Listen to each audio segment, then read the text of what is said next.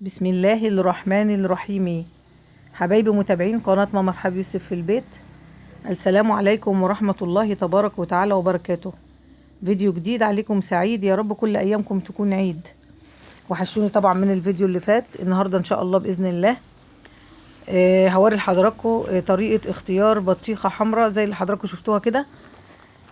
طبعا ده السوق وده البياع، ربنا يبارك له، هو اللي اداني سر البطيخ الحلو ده. قال لي لازم تكون البطيخة زي ما حضرتك شايفة كده بالمنظر ده، تكون مضلعة. مضلعة يعني ايه؟ فيها الخطوط الخضراء اللي هي حضرتك شايفاها قدامك دي خطوط خضراء جميلة جدا تبارك الرحمن.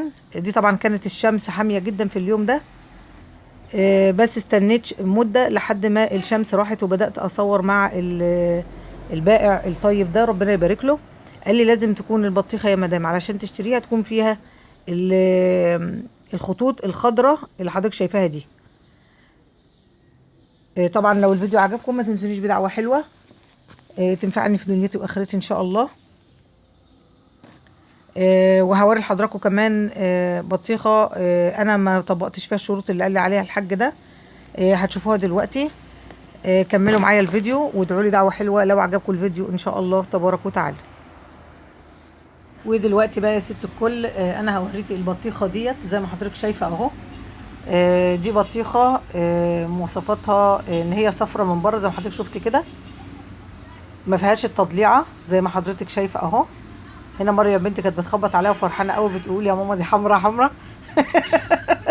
بص يا حبايب قلبي، هي بدات هنا بتفتح البطيخه، وطبعا سعيده سعيده سعيده، مريم فرحانه جدا.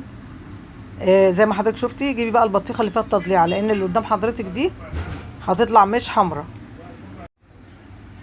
بصي بقى يا ست الكل اهوت زي ما حضرتك شايفه، هي مريم بدات تفتحها بقى والفرحه تملا عينيها، لكن البطيخه طلعت قرعه قرعه قرعه زي ما حضرتك شايفه. اللب بتاعها ابيض، اللب بتاعها ابيض اهو. انا قلت هعملها عصير بصراحه، يا خساره مريم قلبها انكسر، لكن انا قلت لها ما تزعليش يا مريم.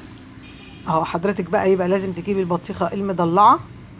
دي طبعا موجوده في كل بطيخه، حتى في البطيخه البلدي اللي انا وريتها لكم قبل كده اللي هي الحمراء اللي في اول الفيديو، دي بتبقى موجوده عادي جدا اللي هو البروز ده، وموجود في القرع برضو. هو الفرق بينهم بس ان البطيخه لازم تكون مضلعه. وزي ما وريت لحضرتك بقى اهوت البطيخه طبعا كمان كانت صفرة من على الوش، لكن انا ما خدتش بالي ان الصفار دوت هيخليها تطلع قرع بالمنظر ده. هي بصراحه كان طعمها مسكر علشان ما اكونش كدابه.